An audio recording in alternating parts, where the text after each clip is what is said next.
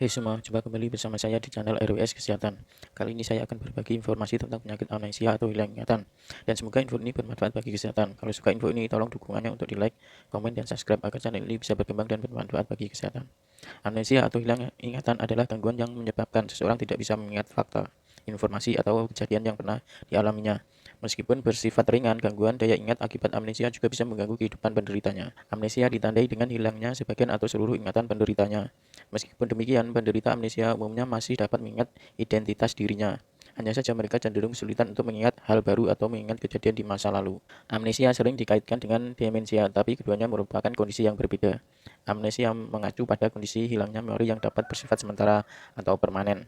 Sedangkan demensia merupakan gangguan pada daya ingat sekaligus penurunan fungsi kognitif.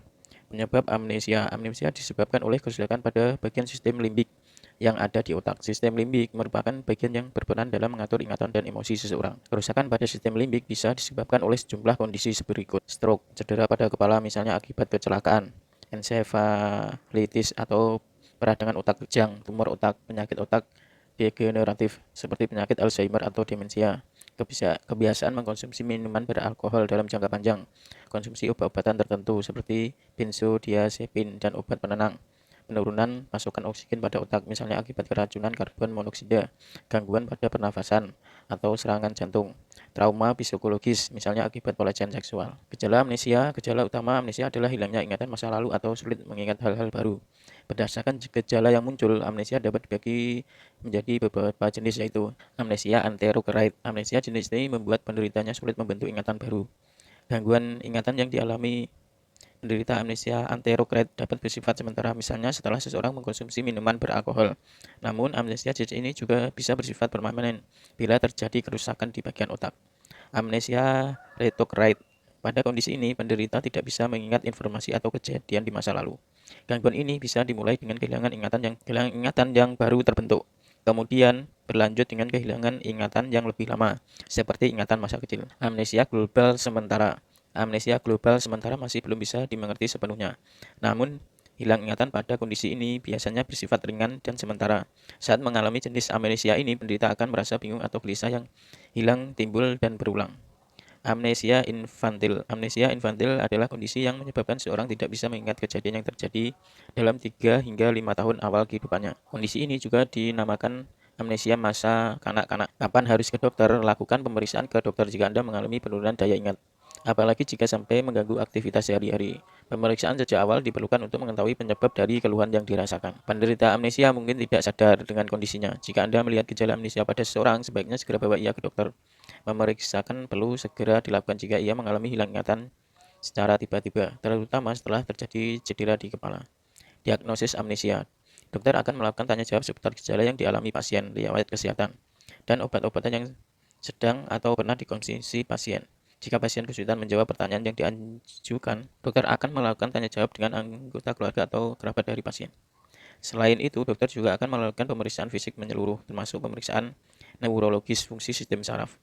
Untuk memastikan diagnosis, dokter akan merekomendasikan pasien untuk melakukan serangkaian pemeriksaan penunjang berikut.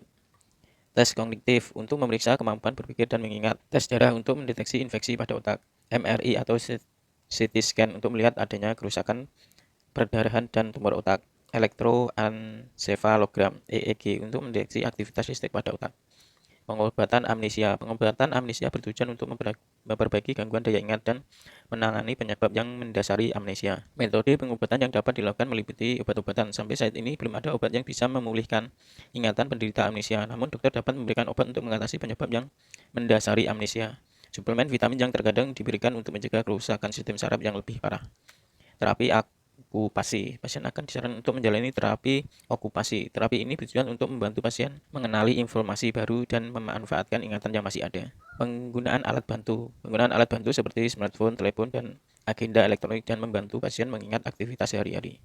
Selain itu, buku catatan dan foto-foto seperti foto tempat atau foto seseorang juga dapat digunakan pasien untuk mengingat kejadian atau orang sekitarnya.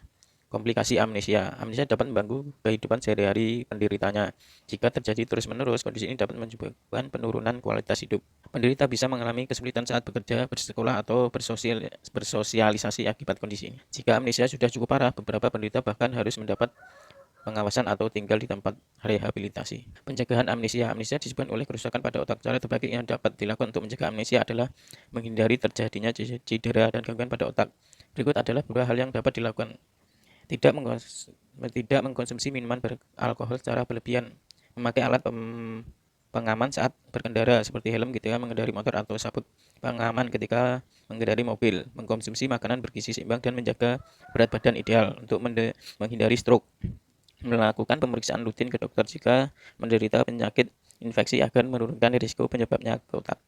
Segera mencari pertolongan medis jika mengalami gejala stroke atau aneurisma otak seperti sakit kepala berat, mati rasa, atau kelumpuhan di satu sisi tubuh. Nah, itulah informasi yang bisa saya berikan tentang penyakit amnesia. Kalau suka info ini, tolong dukungannya untuk di like, komen, dan subscribe agar channel ini bisa bermanfaat bagi kesehatan. Dan jangan lupa tunggu video terbaru selanjutnya dari channel RWS Kesehatan. Sekian, terima kasih, semoga bermanfaat.